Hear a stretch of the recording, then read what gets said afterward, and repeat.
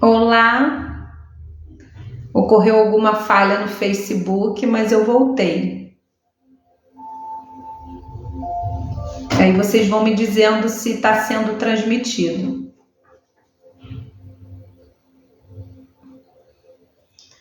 Eu acho que tinha pausado. Então vamos lá de novo, já que eu fui interrompida. Questão 237, do livro dos médiuns. E falando que entre as dificuldades da prática espírita, uma delas é a obsessão, que são feitas por espíritos inferiores que tentam e procuram dominar. E aqui a gente está falando que nenhum mentor espiritual vai dominar, procurar dominar ou invadir o livre-arbítrio do seu mentorado. Por quê? Porque se a ideia dele é fazer com que o seu mentorado aprenda, ele nunca vai passar por cima, vai fazer a lição por ele ou vai dar a resposta da prova. O objetivo sempre é e será o aprendizado. Então, nossos mentores espirituais são imbuídos de quê? De paciência, de benevolência, de técnicas para nos ensinar, várias, infindáveis. E aí ele vai dizer: a obsessão simples acontece quando um espírito malfazejo se impõe ao médium, intromete-se ao seu malgrado nas comunicações que dá e recebe, impedindo-os de se comunicar com outros espíritos, fazendo-se passar pelos então evocados. Ou seja, ele pode dizer que é um Exu, que é um caboclo, que é Chico Xavier. Ele pode se fazer passar por vários. Mas aí, entre dizer e ser, há um grande abismo. Na obsessão simples, o médium sabe muito bem e até entende que está sob a influência de algum espírito enganador, porque este não esconde isso, né? Uma vez, certa feita, eu fui a um centro, vou contar essa experiência para vocês, e eu fui a uma consulta e eu estava lá na consulência. E um caboclo, um espírito, que estava atendendo nesse suposto centro que eu fui, estavam fazendo uma desobsessão com uma pessoa que estava ali possessa. A gente vai falar no último capítulo ali sobre possessão. E essa pessoa que estava nesse processo, quando eu fui e adentrei, ela pegou um copo de não sei se era cachaça, o que era, e literalmente cuspiu no meu rosto. Baforava, porque eu estava ali em prece. Vi que aquilo não era algo salutar, mas tinha que esperar a minha carona para ir embora. Então abaixei a minha cabeça e fiquei em oração, pedindo que meus guias e mentores espirituais me protegessem daquela experiência. E eu literalmente fui cuspida. Então ele não teve nenhum problema em me dizer que eu não era bem-vinda ali. E ele naturalmente se mostrou a que veio. Ele mostrou para mim que ele não estava interessado numa presença benevolente, cuspindo no meu rosto. Então essa, por exemplo, é um exemplo de uma obsessão simples. Por quê? Porque a médium estava ali mediando um espírito enfermo, que fazia uso do corpo físico dela para alimentar os vícios e os desejos dele,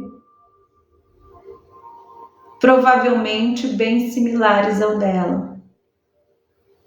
Porque a gente só se afiniza com aquilo que está na mesma frequência que a nossa. No universo tudo é frequenciado. Hoje nós temos terapias frequenciadas, florais frequenciados. Então a medicina também, graças ao bom Deus, já vem avançando nesse caráter. Então esse foi um exemplo claro, límpido, de uma obsessão onde ele estava ali interessado em fazer uso e fruto ao seu bel prazer dos objetos que estavam disponíveis ali, ou fosse da cachaça, ou fosse do charuto, da ectoplasmia do próprio médium, porque o médium é como se fosse uma grande bateria. E ele estava ali usufruindo dessa magnética para ele. Ele não tinha interesse algum em melhora daquela irmã que estava ali, sendo utilizada como cavalo, que a gente escuta popularmente. Então vamos seguir. Na obsessão simples, o médium sabe muito bem que está sob a influência desse espírito enganador, e dessa forma de obsessão é só simplesmente desagradável, pois não tem outro inconveniente senão opor-se ao obstáculo das comunicações que gostaria de ter, e de espíritos sérios daqueles que se têm afeição. Né? Ele não tinha menor afeição, tanto que ele me cuspiu. Pode-se incluir nesta categoria os casos de obsessão física, que consiste na manifestação ruidosas, obstinadas a certos espíritos, que se fazem ouvir espontaneamente, pancadas, ruídos ou até agressões. Infelizmente a gente também vê isso, né? Tomou uma surra de preto velho, tomou uma surra, e isso quando a gente está falando não é um benzimento com folha, não. A gente vê pessoas agredindo, cuspindo, tacando copo. Aonde a gente vai num local tomar um amparo espiritual e recebe uma surra? Gente, isso é contraproducente com as leis de Cristo. Isso deveria ser minimamente questionado. Assim como a gente questiona o golpe do WhatsApp. E a gente vai, às vezes, muitas vezes, isso não acontece só em centro, tá? Em igrejas, em padres opressores,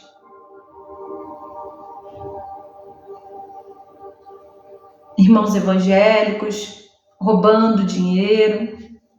Isso não tem a ver, né, com o local, tem a ver com a índole da egrégora espiritual que está ali afinizada com aquele grupo comunicante. Então isso vai haver em todo e qualquer lugar. E a gente precisa ficar atento a que tipo de comunicação é essa que a gente recebe ou dá.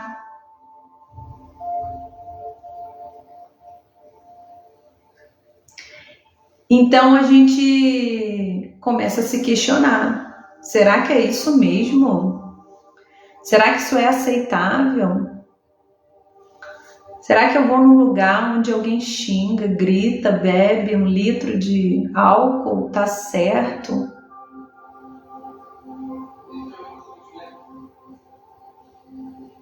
A gente precisa ter esse crivo mental, principalmente quando a gente é o comunicador. Porque aí então a nossa responsabilidade dobra, triplica. Seguimos. Questão 239.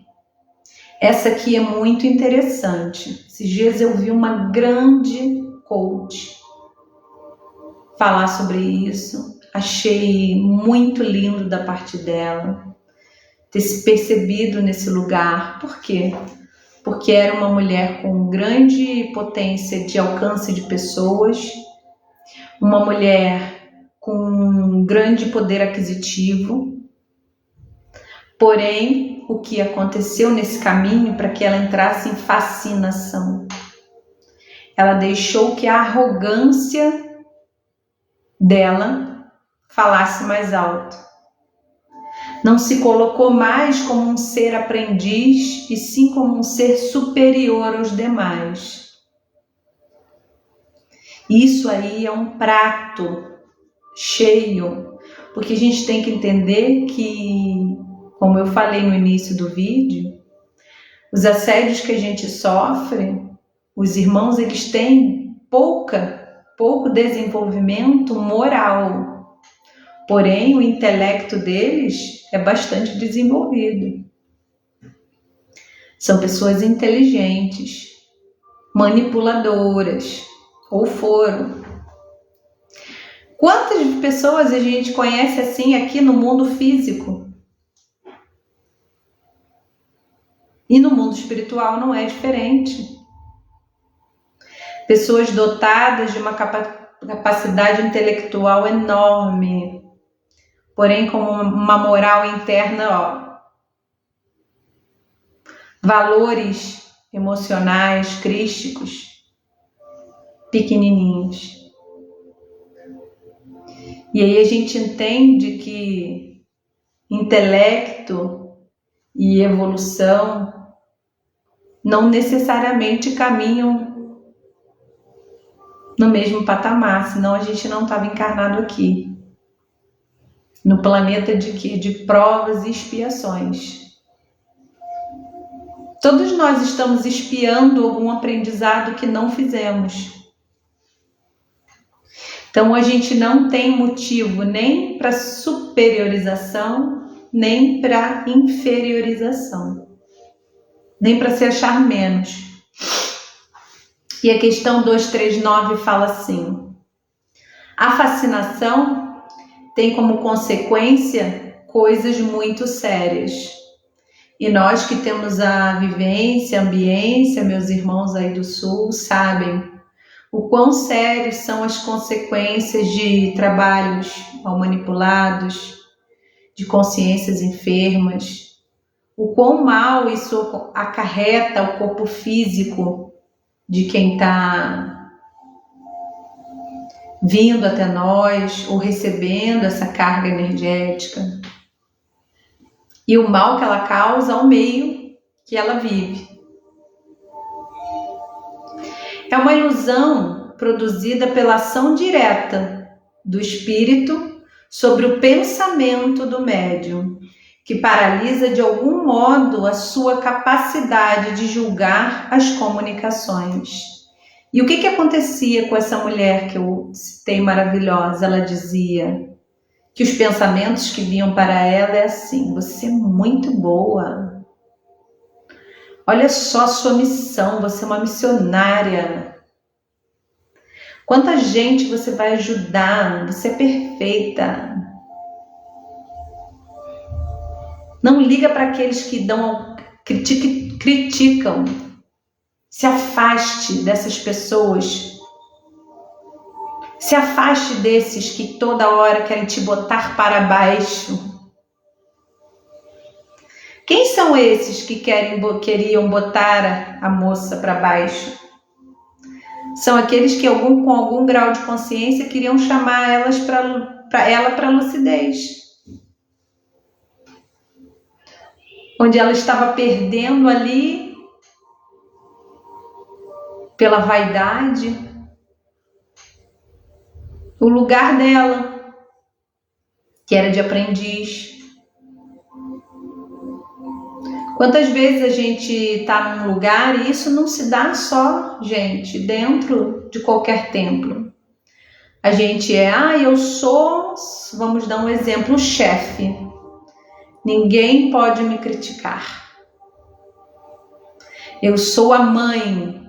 Ninguém pode me corrigir. Não posso estar errada. Isso é o cume da nossa arrogância, né? Eu sou o pai. Meu filho não pode me questionar. E a gente repete esse padrão em muitas áreas e quesitos da nossa vida. E na espiritualidade vai reproduzir também. Porque se a gente é arrogante na vida, a gente vai ser arrogante no templo. Se a gente é maledicente na vida, a gente vai ser maledicente no templo. E aí, se a gente não trabalhar todo dia para quebrar na marreta o nosso ego, a gente cai nessas ciladas obsessivas e causa muito estrago para aquele que está em nosso entorno. Vou seguir lendo. O médium fascinado não acredita que está sendo enganado. Olha que interessante. O espírito ele tem a arte de lhe inspirar uma confiança cega, que o impede de ver a fraude e compreender o absurdo que se instala, se escreve, mesmo quando salta aos olhos de todos. E aí o que essa pessoa faz se está saltando aos olhos de todos? Ela tende a se excluir. Ela acaba a não mais participar desse grupo. Isso é uma influência que ele gera. Por quê? Porque esse grupo, se ela continua nessa vivência, e graças a Deus essa moça continuou, e quem chamou ela à lucidez do que ela estava passando foi o marido. E aí depois ela foi frequentar um centro espírita, porque isso aconteceu no âmbito de trabalho dela. E aí ela percebeu, como ela disse, a grande queda que ela estava imersa.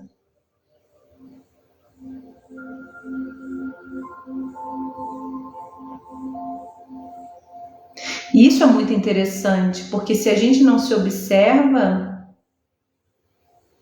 sempre no orar e vigiar, a gente é muito suscetível a essas quedas.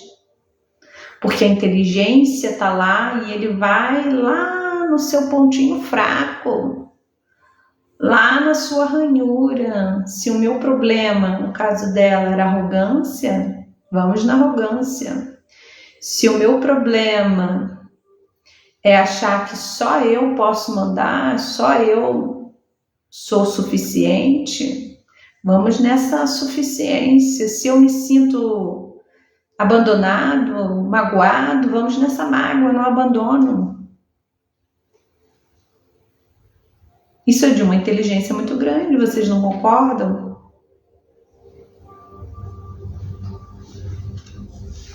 A ilusão pode até lhe fazer ver a sublime na linguagem até mais ridícula. Ou seja, pode se fazer da linguagem mais sublime até mais ridícula. Ou seja, ele pode falar coisas de alto teor intelectual ou das maiores baboseiras. É um erro acreditar que esse tipo de obsessão pode atingir somente as pessoas simples, que foi o que eu acabei de responder aqui, botar. Ignorantes ou desprovidas de algum julgamento. Os homens até de mais entendimento, os mais instruídos e os mais inteligentes sobre os outros aspectos não estão isentos disso. O que aprova que essa aberração é o efeito de uma causa estranha e interna ao qual sofrem influência. Quantas vezes a gente não escuta? Você sabe com quem você está falando? Você sabe de quem eu sou filha? Não é assim? As pessoas se vangloriando de títulos, posições, status. Isso no mundo espiritual não tem valia, gente. É como se fosse dinheiro do banco imobiliário. Não vale nada. Só que a gente tira o mundo espiritual pelo mundo material. E deveria ser o contrário, porque o mundo material é a cópia do mundo espiritual.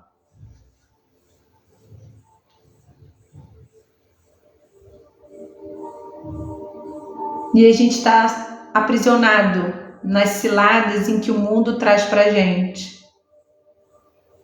Em que eu tenho que ser alguém, em que eu tenho que cumprir papéis. E cada vez eu vou, com essas posturas, me afastando mais de Deus. Me afastando mais do propósito de Jesus Cristo, da Umbanda, da prece de Cáritas, que eu li no início, que é trazer o conforto, trazer a pacificação, trazer a cura.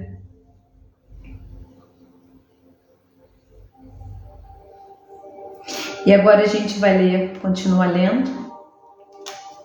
Então, mediante isso, compreende-se facilmente essa diferença entre obsessão simples e fascinação. Porque muitas das vezes a pessoa chega num templo, numa igreja, como a gente fala, a espiritualidade ela está aí, contrapondo a gente, assediada, obsedada, com sentimentos que ela não entende quais são, uma tristeza inomeável, sem motivo aparente. Está com um processo obsessivo, chega lá, toma um passe, e o irmão... Só que os outros processos mais complexos, como esse do fascínio, esse irmão que quer atrapalhar, ele vai fazer de tudo para que essa pessoa nem vá numa igreja, num templo, abra o evangelho. Ele vai, cercar ela de todas as maneiras. Como?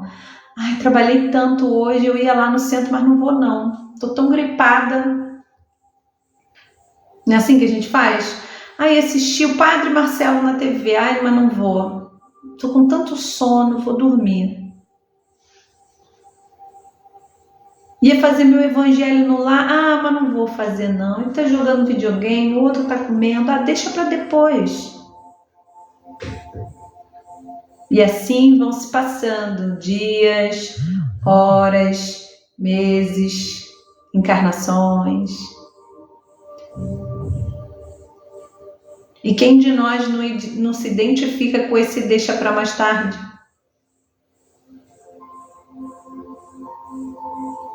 E eu te pergunto, quando você vai parar de deixar para depois aquilo que é a única coisa que vai te acompanhar, que é o teu espírito?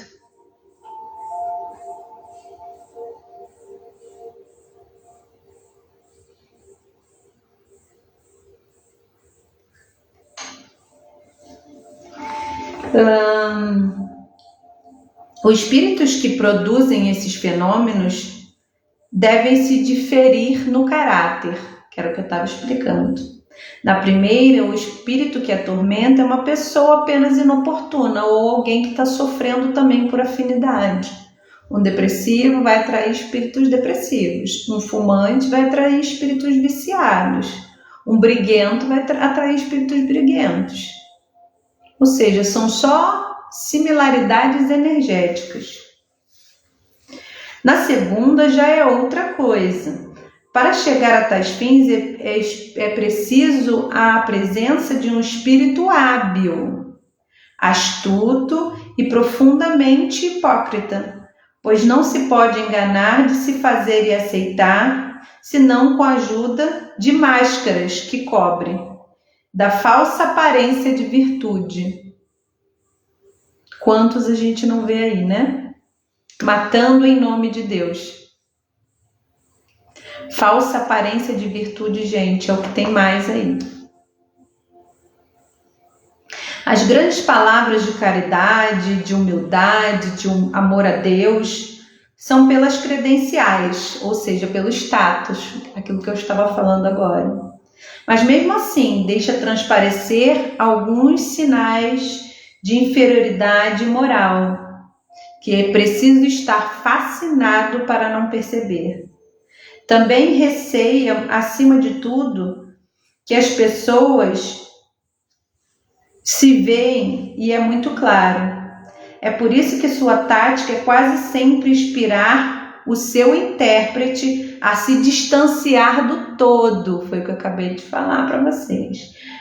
De todo e qualquer aquele que possa lhe abrir os olhos, assim evitando toda contradição de estar certo e ter sempre razão. Por quê? Porque ele vai estar sendo impelido a raciocinar. Um bom amigo não faz isso? Não faz isso, tá errado. Olha, eu não concordo com você. Aquele que é amigo faz isso. Não faz? Diz a nós as coisas que nós não queremos ouvir. Então, se um dia você estiver sentindo alguma influência dessa, que é pacífica a todos nós, que todos nós já passamos de forma direta ou indireta, e eu não estou fora dessa lista, a gente procure um bom amigo. Alguém que vai olhar com os olhos críticos e dizer, olha amigo, eu estou achando isso aí meio estranho. Essa comunicação, ela está meio torta. Alguém que induz alguém a perder a passividade, alguém que induz alguém a algum vício, alguém que induz alguém à agressão. Tá meio estranho isso aí. Procure esse que vai te tirar da zona do conforto e que provavelmente vai te trazer a cura. Porque é através dele que você vai se desassociar desse irmão e que esse irmão também talvez ganhe algum florescimento. Porque às vezes ele está tão fascinado na própria ideia, na monoideia, que ele também já pode estar várias encarnações nessa condição. E quanto tempo talvez ele não esteja assim, precisando de alguém que fale acorde? Isso aí está errado, o que você está fazendo. Aonde se vingar, ela já não é mais sua esposa, vamos supor. Há 3 encarnações, porque tem muito disso, né? Ah, prefiro que ela morra para ficar comigo. Pode ser um pensamento de um espírito enfermiço desse. Então eu vou arrumar todas as maneiras. Então eu vou prejudicar ela mesma, ela merece. E vou prejudicar todo mundo à nossa volta. E não esqueçamos que a gente está sendo condescendente. A gente está abrindo mão da nossa prática do bom senso.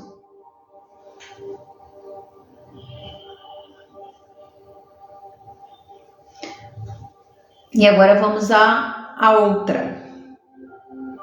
A subjugação pode ser moral ou corporal. No primeiro caso, o subjugado é induzido a ter decisões muitas vezes absurdas e comprometedoras, que por sua espécie é uma ilusão, pois acredita-se a serem sensatas e uma espécie de fascinação, ou seja, quando a pessoa ela é induzida a comportamentos absurdos, como se arrastar no chão, a estar num ambiente e ter acessos de raiva, loucura, estresse. Quantas vezes ele fala, eu tive uma crise? Eu já ouvi muito, quebrei tudo.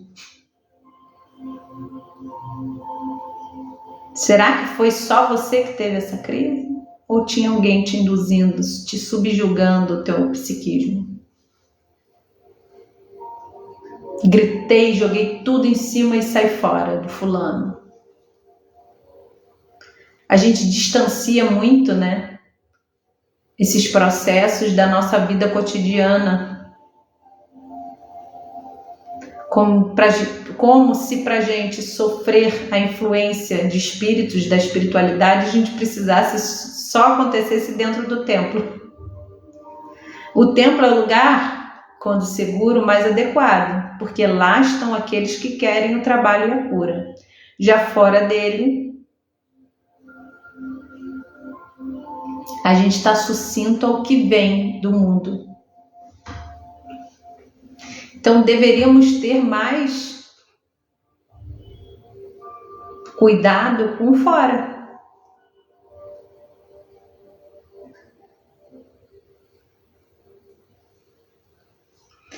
Então a subjugação corporal vai algumas vezes até mais longe. Pode levar as pessoas a atos ridículos. Conhecemos, por exemplo, um homem que nem era nem jovem, nem tão bonito, mas dominado por uma obsessão de naturezas, via-se obrigado a pedir qualquer mulher em casamento. Forçosamente se ajoelhava e pedia as mulheres na rua em casamento. Quantas vezes a gente passa por um mendigo na rua e fala, ih, é louco.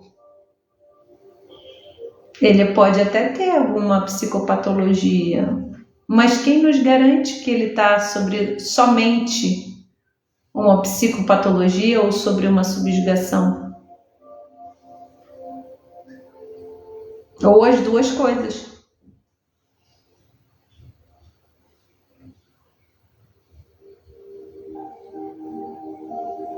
E por último, para a gente fechar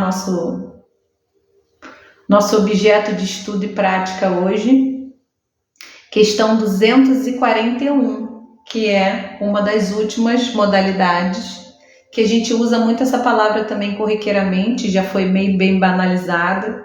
Dá-se vulgarmente o nome de possessão. A gente ouve muito falar, fulano hoje estava possesso. A gente usa essa frase. Ao domínio do exercício de maus espíritos. Quantos filmes a gente vê aí, gente? O Exorcista. E a gente acha mesmo que isso não é inspirado em fatos reais. Tem uma frase muito bonita que fala, a arte imita a vida ou a vida imita a arte? Da gente ver pessoas que se mutilam, que se machucam, que estão em estado deplorável. A gente já recebeu muita gente nesse estado, gente. Porque ela vai se deixando levar a esses estágios de obsessivos até chegar no último, no pior, no mais enfermiço. Porque ela foi passando todas as etapas. Ela começou num simples, e aí daí ela foi, dá para dar uma fascinação. Ela foi indo, ela foi progredindo no processo obsedado dela. Uma progressão em declive, né? Então, esse nome de possessão dá-se ao domínio de espíritos maus, quando a sua influência se faz sentir na anormalidade do uso das faculdades. A possessão corresponde para nós à subjugação. Se não adotarmos o termo, é por dois motivos. Porque, primeiro, implica a licença e a crença de seres criados para o mal e perpetuamente voltados para o mal, enquanto há apenas seres mais ou menos imperfeitos, mas todos passíveis a melhorar, ou seja, do pior lá, torturador, ele é pacífico à cura. Mediante as encarnações dele, ele vem num progresso, ele é, assim como todos nós, somos pacíficos à cura. Basta querer, basta vontade, esforço e trabalho. Porque, como eu disse, os nossos mestres, os nossos mentores, eles nos amam infindavelmente, que eles não vão fazer o dever de casa pra gente. Eles não vão dar a resposta da prova. Eles podem ficar ali, dar uma sugestão boa, mas fazer por nós o que nós viemos fazer aqui é contraproducente. O segundo implica na ideia e tomada de posse de todo o corpo por um espírito estranho e uma espécie de coabitação, quando há apenas um constrangimento. A palavra subjugação exprime perfeitamente essa ideia, ou seja, eu estou submisso ao outro, né? Ao que o outro faz de mim, do meu corpo físico. Assim, para nós, não há possuídos, no sentido da palavra comum, há apenas obsedados, subjugados e fascinados. Então, esses possessos são subjugados, ou seja, eles são impelidos à vontade do outro. Eles são impelidos pela força. A força do quê? Da minha fenda moral. Né? Porque se eu sou alguém que tem alguma tendência viciosa, e esse que me subjuga também tem uma tendência viciosa, seja moral, seja física no sentido de um vício, por exemplo, um cigarro, drogas. Ele vai utilizar disso para que eu fique forçosamente ali naquele ciclo vicioso, na roda de samsara, como a gente fala. Porque o interesse dele é que eu não saia dali. É que ele fique me usando como máquina para obter aquilo que ele fora da carne não pode ter. Porque lá não se tem energia, ectoplasmia do ser vivente, da carne. Então eu me aproximo para que eu possa ter um pouco daquilo que eu não consigo ter porque estou desencarnado. Né? Se eu estou fumando uma maconha, eu vou ali, me aproximo para que eu possa fazer algum tipo de benefício subjugado ali, adjacente a esse uso. Para que eu possa ter um benefício secundário. Então, muito cuidado, meus irmãos, com qualquer lugar que a gente vai, qualquer tipo de comunicação que a gente recebe, com a idoneidade da comunicação. Lembra que a gente nunca pode perder o cerne da avaliação. Isso sempre tem que estar intrínseco em nós. Um bom comunicador, se ele quer desenvolver a mediunidade e cada vez menos passar por processos obsessivos, porque pensa na nossa vida carnal, matéria. Quem de nós aqui já não foi enganado? Alguém nos passou a perna, nos logrou um troco, tentou nos passar um golpe, mentiu pra gente.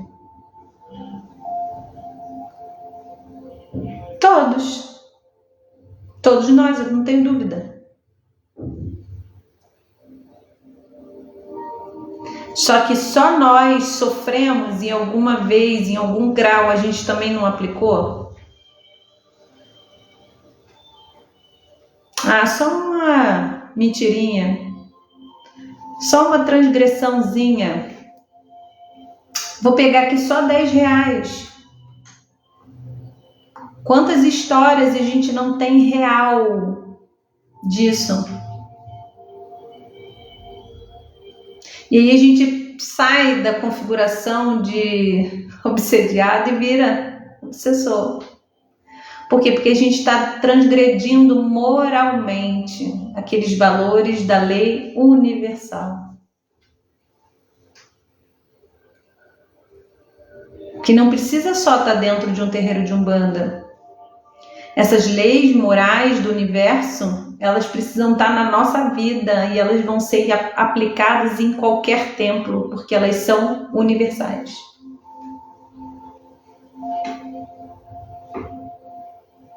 Então eu não preciso, né, no sentido de aprendizado interno do guru XYZ. Claro, bons professores vão sempre ser nosso modelo e guia, nosso pai, nossa mãe de santo, nosso padre, nosso pastor, se ele se imbui de aprender. Mas a gente sabe que ali também tem um ser aprendiz eterno como nós. Mas a gente aprende com aquele que sabe mais. Acalenta e aceita a hierarquia daquele que já trilhou um caminho um pouquinho mais na nossa frente. E evita certas pedras dolorosas.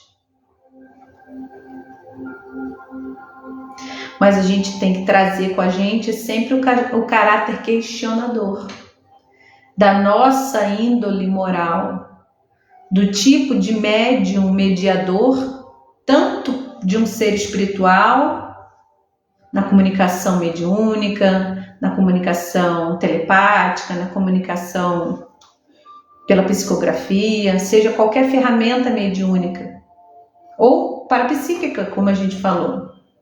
Se eu sinto que aquela pessoa não está bem e eu dou uma comunicação torta para ela, que tipo de moral eu estou desenvolvendo em mim? Então vai muito além da gente culpar, né, os responsáveis, aqueles que nos assediam, os obsessores, como a gente escuta aqui muito no estado que eu moro, no Rio de Janeiro, aquele trabalho feito para mim, né? A gente manipula a energia, mas quando manipulam a energia, o outro manipula de forma equivocada, maltratando os nossos irmãozinhos, os animais, como a gente ainda vê muito, infelizmente. Usando a ectoplasmia do sofrimento. Usando um animal para servir como limpeza, aonde eu limpo algo com sofrimento de alguém. Seja ele um animalzinho, que não tem nem direito à escolha, está sendo ali literalmente escravizado,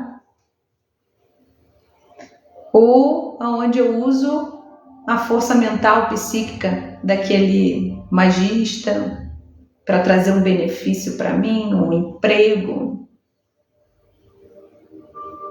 Então, enquanto a gente não sair desse processo de achar que a espiritualidade e as pessoas também são balcão de serviço, a gente ainda vai estar suscetível a esse tipo de prova e expiação. Se o nosso comportamento moral for assíduo nesse sentido, não, eu não aceito. Vai me corromper, vai corromper meus valores, eu não aceito. Vai botar meu irmão em sofrimento, eu não aceito.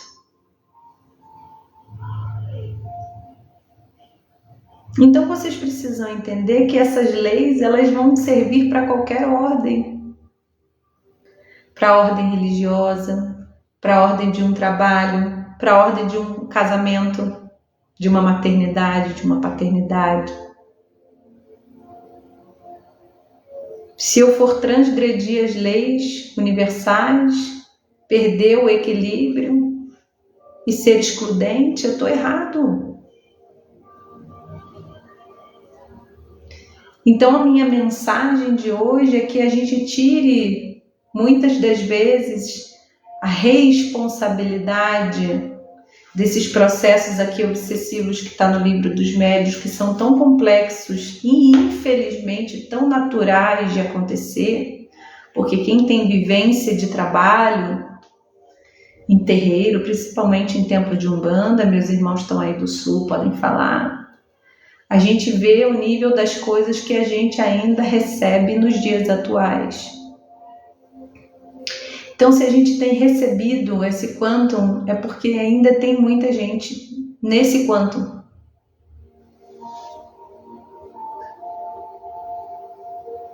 Então, a gente precisa parar de culpabilizar só o assediador, que é muitas vezes consciente, está com o intuito ali de trazer um malefício. Mas ele só traz um malefício e se aproxima de quem está em malefício. Porque é a lei da vibração, como a gente estava falando no início. Se eu estou lá do 14º andar, o projétil, qualquer um que tente me acertar, vai ter a lei ali da gravidade, vai bater, não vai ter força e vai descer. Agora, se eu estou do primeiro, do segundo, do terceiro, que é a escala umbralina onde a gente está suscetível ao meio, porque a gente é o meio.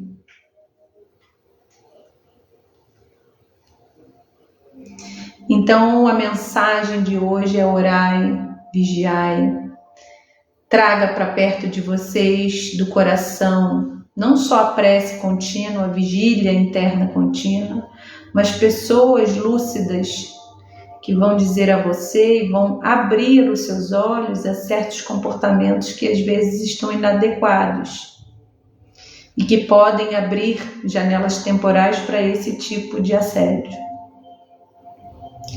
Então, ouça uma crítica com carinho. Valide. Às vezes as pessoas falam coisas que não têm validade. Quando não tiver validade, obrigada, não tem validade, descarta. Mas na maioria das vezes, ainda se é alguém próximo a nós, é aquele que enxerga com mais clareza aquilo que está ali, latente. A gente sabe os defeitos do nosso filho, do nosso esposo. Por quê? Porque é latente aos olhos. Então, se alguém vai te mostrar a latência que está aos olhos dele, permita-se receber como um presente. Deixa o ego lá no cantinho, põe na bolsinha do canto e fala: muito obrigada, isso era um quesito de mim em que eu não havia percebido antes. Vou trabalhar para melhorar. Todo mundo é pacífico à troca, à melhora? Graças a Deus, graças à lei divina. Então esteja aberto à sua troca, esteja aberto à sua melhora, esteja aberto à sua cura. Aqui não tem melhor, não tem pior, somos todos seres em processo de crescimento, florescimento e evolução espiritual. Certo? Eu vou ler aqui os nomes que estão aqui.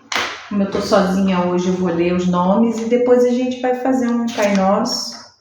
Quem colocou a água ao final, destapou a garrafinha, fluidifica, deixa ao lado da cama se não quiser tomar tudo, vai bebendo aos pouquinhos, pede que os mentores espirituais tragam para você todo aquele fluido medicamentoso que você está precisando trabalhar no seu corpo, na sua mente e no seu espírito. Combinado? Então, os nomes para hoje são Pedro Lopes da Costa, Ian Soares Urquia, Paulo Roberto Dornelles, Maria Soila Carvalho, Zeli Penteado Meri, Kellen Ávila, Rosilene Cardoso, Mayra Vitória, Juliana Pinheiro, César Trindade, Luiz João, Aline, Bruno, Associação Atlântico Sul do Ambas, Zeli Pereira da Luz, Luiz Alberto de Souza Albuquerque, Maria de Lourdes Albuquerque, Maria José da Silva Cardoso, Arthur Araújo Miguel, Wellington Cardoso Júnior, Milene Ribeira Cury e Dominique Farias. Então, rezemos juntos a oração que Jesus nos ensinou. Pai nosso, que estás nos céus, santificado seja o vosso nome. Venha a nós o vosso reino. Seja feita a vossa vontade, assim na terra como no céu. O pão nosso de cada dia nos dai hoje.